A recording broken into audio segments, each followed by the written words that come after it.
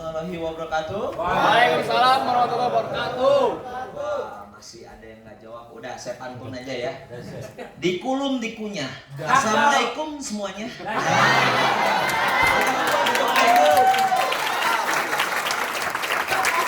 Siapa di sini yang mau dikulum? Tentu hari ini sangat luar biasa ya, yang dimana saya diundang oleh top leader Anda semua. Berikan aplaus untuk para founder Laskar. Yang dimana teman-teman saya ini sangat luar biasa ya, inspirator saya semua tentunya ya di bisnis media sehat sejahtera. Tentu teman-teman tadi telah dijelaskan oleh upline kita tercinta, top leader kita tercinta, yaitu Bapak Ali Al-Hadad. Yang dimana tentu pemahaman bisnis harus kita pahami, betul ya? Betul. Nah, Anda juga harus tahu mengapa bisnis media sehat sejahtera ini, kenapa bentuknya harus MLM? Kenapa bentuknya nggak konvensional aja, Pak? Kenapa bentuknya nggak apa kek, misalkan kayak bentuk badan Bapak? Kenapa nggak yang lain gitu? Kenapa sih harus MLM? Tentu Pak Sukurna Baban ini bukan orang-orang yang bodoh. Pak Sukurna Baban ini menciptakan sebuah perusahaan, tentu ada sebuah penilaian.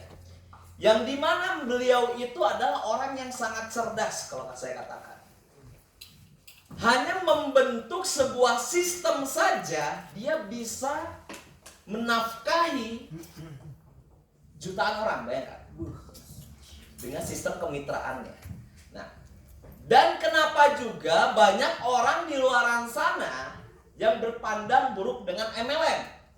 Nah, ini Anda juga harus tahu. Nah, jadi di mana letak yang salahnya, Pak? Pak, apakah ada orang negatif, Pak? Sebenarnya nggak ada orang negatif di dunia ini. Andai kata dia ada yang negatif, dia itu hanya tersesat dalam pemikirannya. Betul.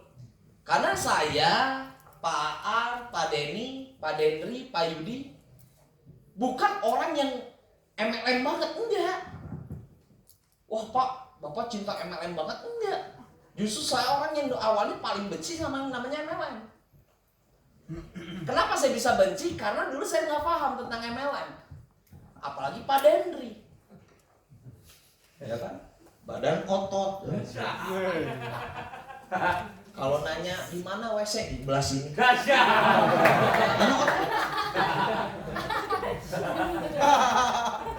Kentutnya aja unik. Berotot. Nah,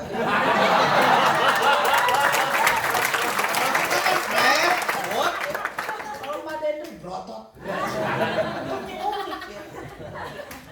Apalagi Pak Aan, anak gaul gila Bangka. Jalanin MLM enggak banget, beneran. Apalagi saya orang yang paling seneng menghina orang, bener. Dulu teman saya banyak yang gabung MLM sebelah Yansi. Saya orang yang paling seneng menghina.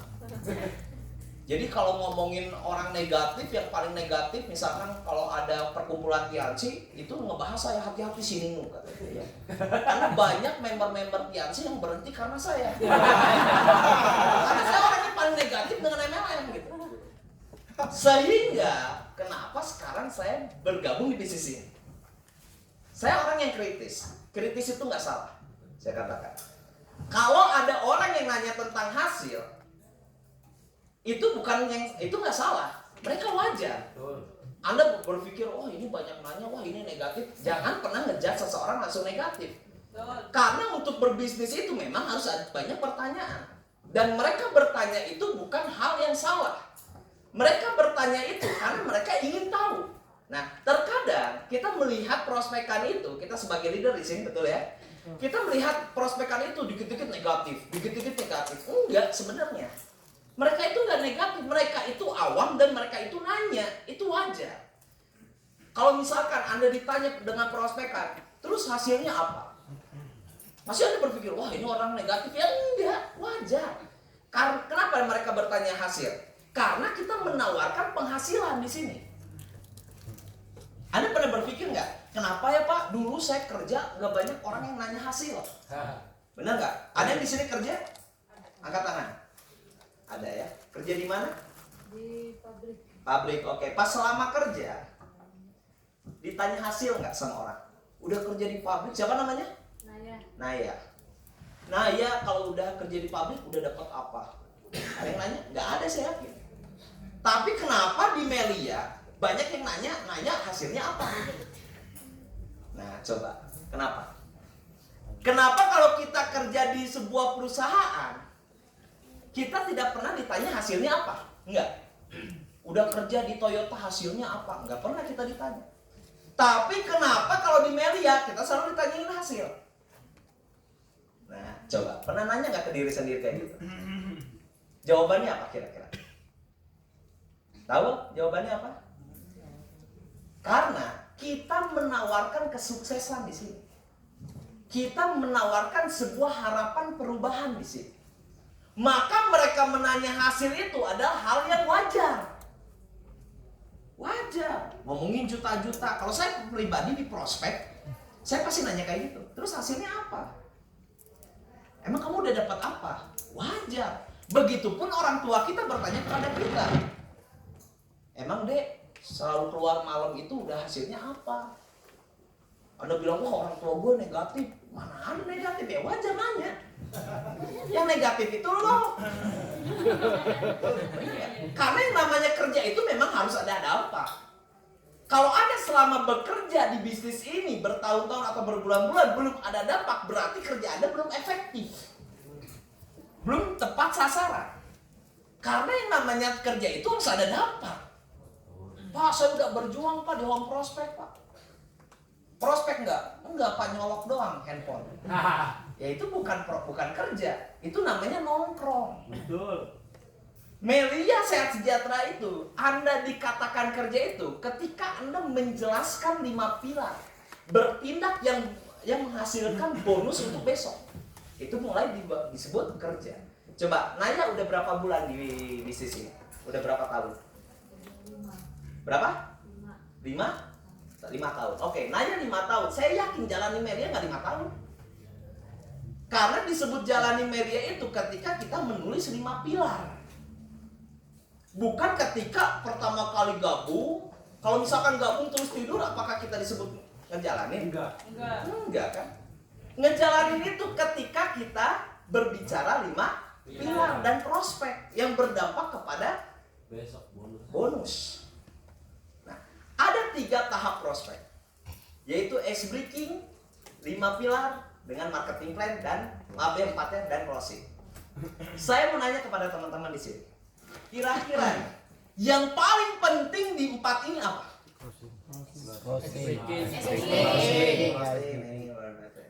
Yang paling penting adalah prospekannya ada.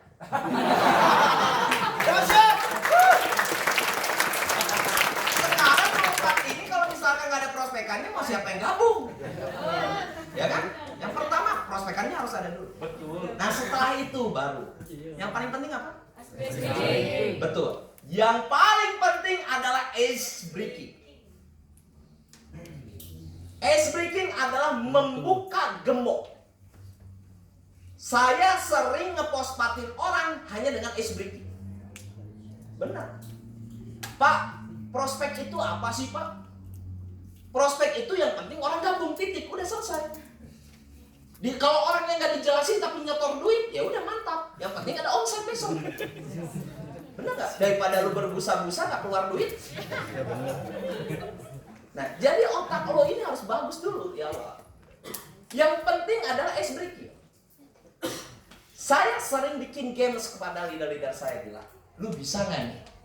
Tanpa lu prospek 5 pilar, duit itu udah keluar dulu.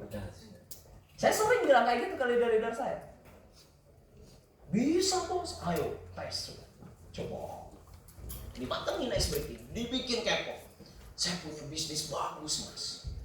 5 juta jadi 30 juta mas. Wah yang benar, 5 juta jadi 30 juta sama anggota dewan. Emang kayak gimana? Mas udah punya duit berapa? Baru 3 juta, ambil dulu mas, ambil dulu. Nanti saya jelasin. Datang, ambil 3 juta, terus gimana? Bener mas? Nah saya nanya, Prospek itu enak ketika apa? Ketika lihat duit. Prospek. Atau prospek dulu baru keluar duit. Lihat duit dulu. Nah, jadi jangan terburu-buru dengan ice breaking. Saya tahu nih, karena saya pernah di posisi Anda. Kadang ice breaking itu deg-degan. Ngomongin media sehat sejahtera dan MLM-nya berat banget. Betul? Sampai dipercepat. Mas tahu nggak media sehat juga? Saking takutnya ngomongin media sehat sejahtera, dicepetin sama dia. Media sehat juga. Ya kan? Nah, yang ketawa pelakunya. Nah, itu kelas lagi. Ya. Anda nggak bisa kayak gitu. Anda mau meyakinkan orang, tapi Andanya takut, ya gimana orang mau yakin? Ingat, prospek itu bukan kita berantem. Tapi diskusi. Prospek itu diskusi. Jadi tenang aja dulu. Lu harus bukain semuanya dulu di ice breaking. Lu harus bukain perusahaannya, lu harus bukain produknya, dan lu harus bukain bidangnya. Dan ada juga yang leader yang salah. Orangnya nggak tahu MLM, malahan dia yang ngasih tahu dan nakut-nakutin MLM. Contoh. Tahu MLM nggak? Nggak tahu. Masa nggak tahu? Itu yang ngajak-ngajak orang yang dapat reward. Kalau orang nggak tahu MLM, udah skip. Oh nggak tahu, ya udah skip ya. Menantu idaman melewat. Udah gitu. Udah skip aja. Gitu. Pokoknya jangan di skip ya. Kayak di TikTok ya. Nah, udah biarin. Kalau orang nggak tahu MLM, udah lu biarin. Nggak tahu ya udah skip. Propolis tahu nggak? Apa itu? Oh nggak tahu ya udah. Ya udah lu jelasin, udah kayak gitu. Jangan lu takut-takutin. Nah, banyak yang berperang, sebelum berperang udah kalah dulu, banyak itu tuh. Nah, di ice breaking cepet-cepet ini. Padahal kuncinya itu di ice breaking. Kok makanya tanyain dulu, masih santai nggak? Harus jual mahal. Kalau saya orang yang nggak mau ditolak, kalau dianya belagu sama gue belaguin lagi. Oh gini. Oh ya udah masa, udah nggak jadi, saya mau jelasin lah. Kata saya. Bahaya kata saya. Masnya juga ini sombong ke saya. Masa saya mau ngasih ke orang yang sombong? Gitu. Emang apa nih ya mas? Tapi masnya sombong. Berarti ada duit makin sombong. Karena konsep saya, sebelum ditolak orang, mendingan saya nolak dulu. Benar kok saya. Makanya otak saya ini ringan, nggak pernah berat. Lihat dulu psikologis orang, kalau dia buru-buru ya udah, ngapain gue ngasih waktu ke orang yang buru-buru. Kadang kita yang suka maksa. Betul? Bentar aja, belum apa-apa, udah kalah, gimana lu mau yakinin orang? Ingat, ini bisnis terhormat untuk orang yang terhormat. Tenang aja dulu. Karena apa? Percuma ngejelasin ke orang yang buru-buru, otaknya lagi nggak di situ. Iya, lagi dia, ya itu dari dia udah ada janji yang lain gitu. Ya, jadi kalau lu mau postingnya mantap, sampai di SBK. Benar-benar matang, benar-benar dia pengen, ya udah apa.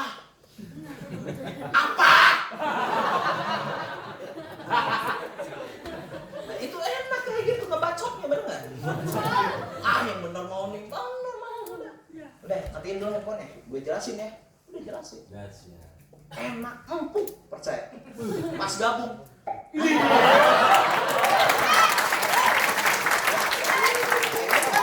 Pengen nggak waktu Anda nggak sia-sia? Ice breaking-nya perbanyak. Udah, kalau closing gimana om? Pokoknya ada di ice breaking kuncinya. Kunci membuka segalanya di ice breaking, bukan di teknik closing. Sebagus-bagus lu closing, mau misalkan lu ngomongin mukjizat Nabi, tetap susah. Kalau orangnya nutup diri, betul ya? Mau lu bodoh-bodohan, bodoh closing, kalau orangnya udah ngebuka diri, udah gampang, ya udah gabung saya. Jadi kuncinya adalah gimana caranya orang mau membuka diri. Makanya saya sering bilang, yang penting dengerin dulu, gabung gampang, yang penting dengerin, kata saya. Karena dari ngedenger orang gabung, bukan dari gabung orang ngedenger. Nah, itu yang harus Anda paham. Siap? Siap. Lalu kenapa yang tadi saya jelaskan, kenapa Pak Syukur Nababan memilih bisnisnya MLM? Kan bisa yang ngekonvensionalin yang lain. Kan bisa propolis ini diiklankan.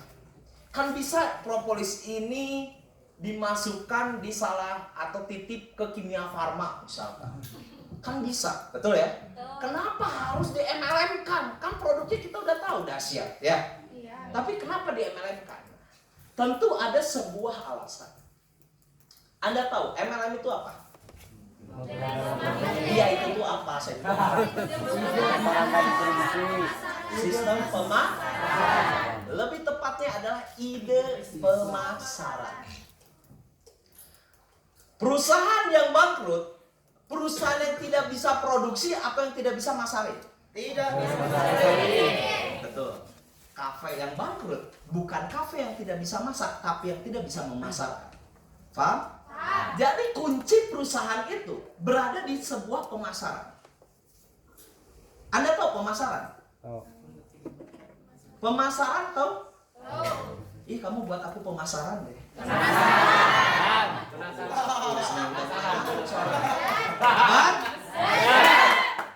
Pemasaran itu adalah kita memasarkan sebuah produk dengan cara apapun, betul ya?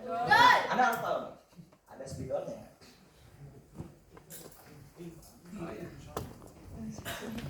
Nih, mengapa MLM? Kalau MLM bagus, kenapa banyak orang yang berpikir lain? Saya orangnya kritis, makanya saya banyak nanya, kenapa? Kenapa sih harus MLM? Ini saya mau kasih tahu kepada Anda sih. MLM adalah ide pemasaran. Tidak mungkin sebuah owner menciptakan perusahaan dengan maksud dia ingin rugi, nggak mungkin. Ada nggak orang, gue bikin perusahaan biar rugi? Ada nggak? Nggak ada, goblok. Makanya banyak prospekan kita yang bodoh-bodoh juga.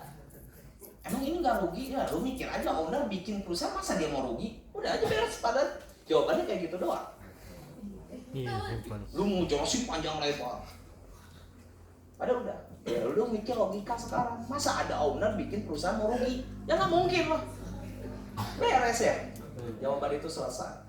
Nah, makanya otak Anda harus keringan kayak saya.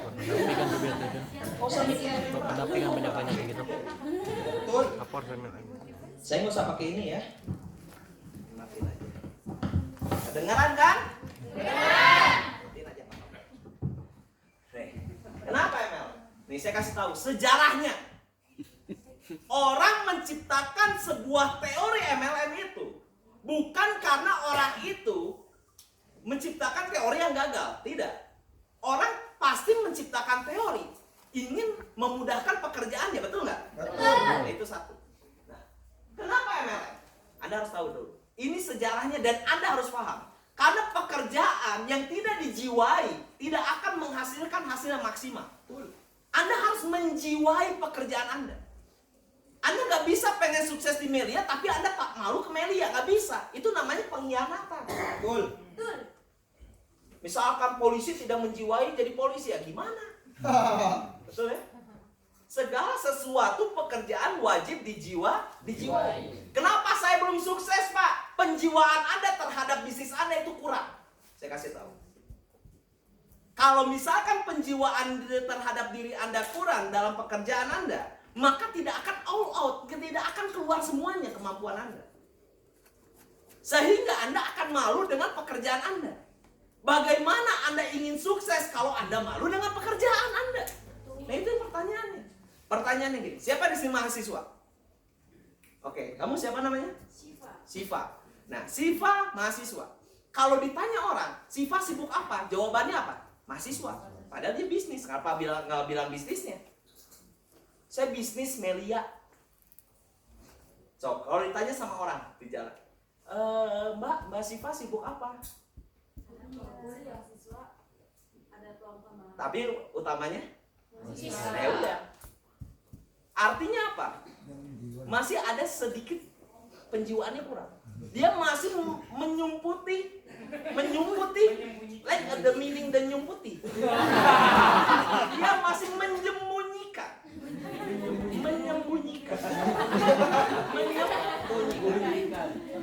status dia.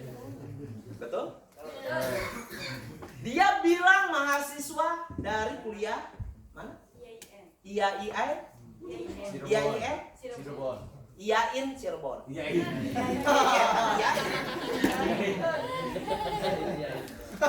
Secara tidak langsung dia nggak promosiin IAIN.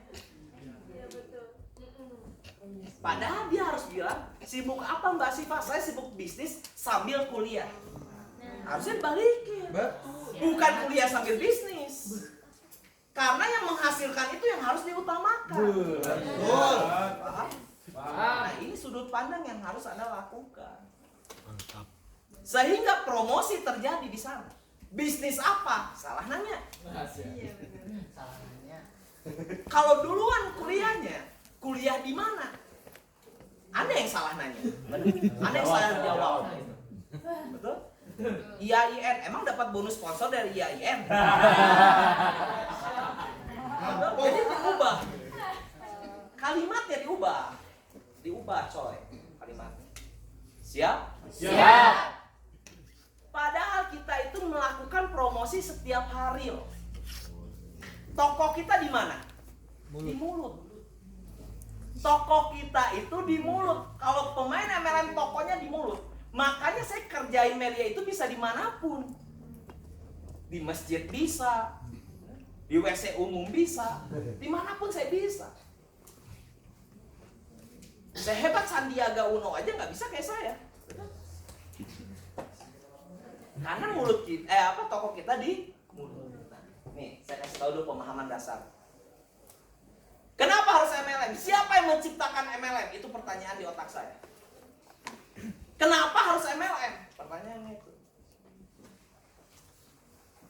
MLM pertama kali diciptakan di tahun 1883. Yang pasti sebelum nenek moyang Anda ada. Kalau nenek moyangnya lagi pasti ada. Uyut nenek moyang ya. Mungkin baru lahir mungkin. Nih. Siapa yang menciptakannya?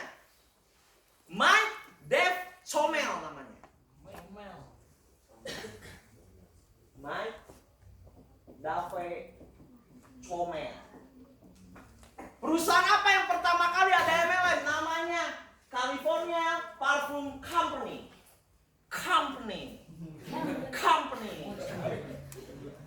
California Parfum Company. Ya kayak orang Inggris ya. Kenapa si Mike ini tiba-tiba dapat pemahaman MLM? Apakah dapat wahyu daripada Tuhan? Atau tidak? Dia bukan nabi. Tahu nih, Pak Kabas? Siap. Saya kayak gini ya biar nggak pada ngantuk. Siap. California Parfum Company. Gunakan kartu kesempatan.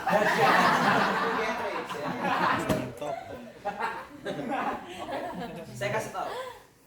Si Mike Dave Chomel ini pertama kali dia nyiptain parfum dan tentu tiba-tiba dia tidak berpikir tentang MLM. Dia itu pergi ke bank dengan niat ingin meminjam uang untuk usahanya di awal. Jadi datang si Dave itu ke bank tersebut di California itu. Ketika itu dia mempresentasikan tentang bisnisnya dan dia tidak di-ACC oleh bank tersebut.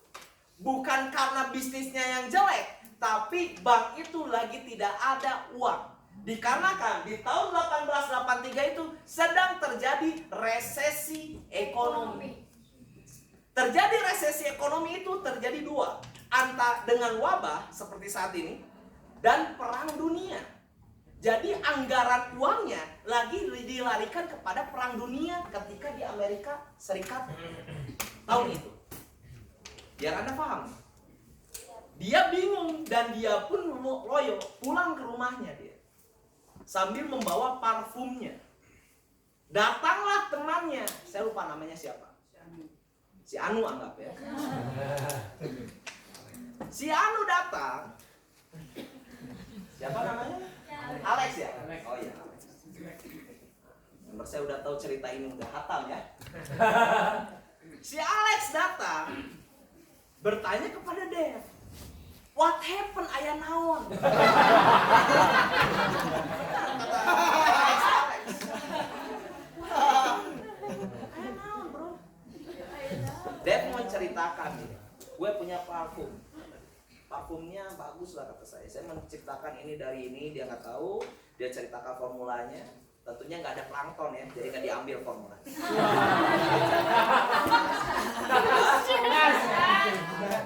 Kabar? Fokus. Tapi ini saya cerita serius ya. Cuman biar anda nggak ngantuk.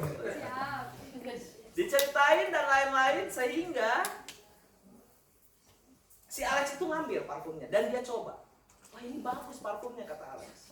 Udah gini aja, saya yang masarin deh, kata dia. Gue yang masarin, kata si Alex. Langsung si Dev itu punya ide langsung. Oh ya udah, lu aja yang masarin.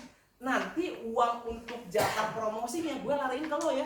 Tapi lu jangan ngejual lebih daripada apa yang gue tetapkan.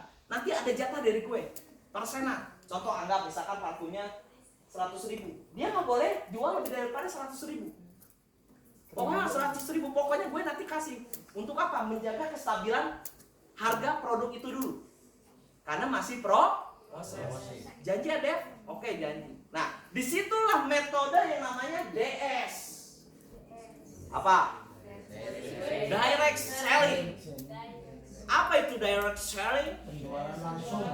Direct selling. Direct artinya selling. Nah, penjualan langsung dengan cara apa? Demo. Nah, itu pertama kali si Alex datang, misalkan dia itu datang ke pasar Minggu, anggaplah di California. Tentu nggak ada kora-kora sama nggak ada rumah hantu ya, nggak ada.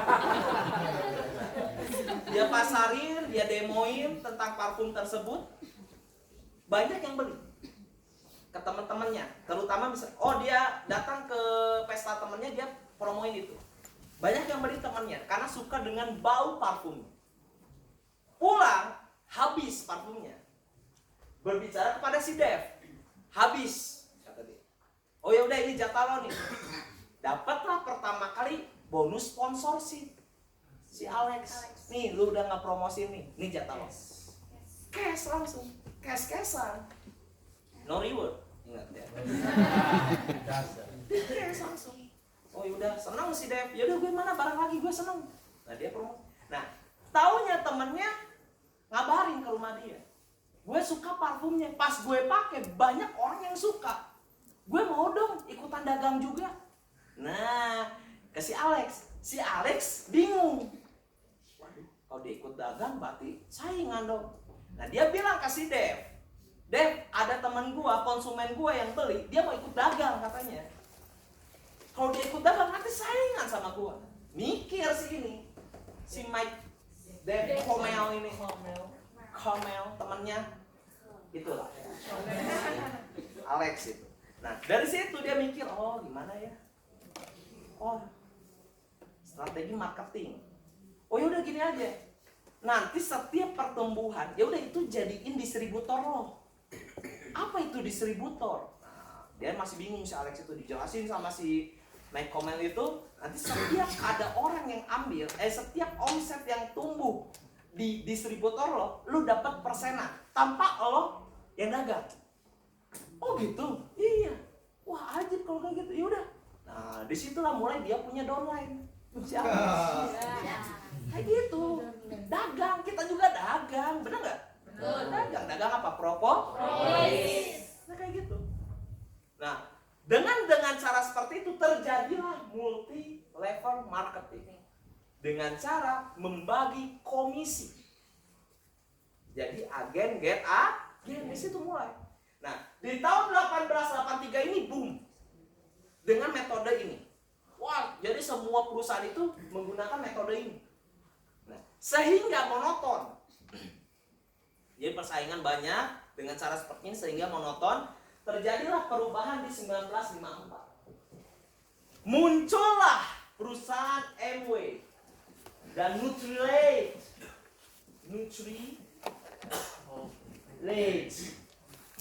dengan sistem yang berbeda.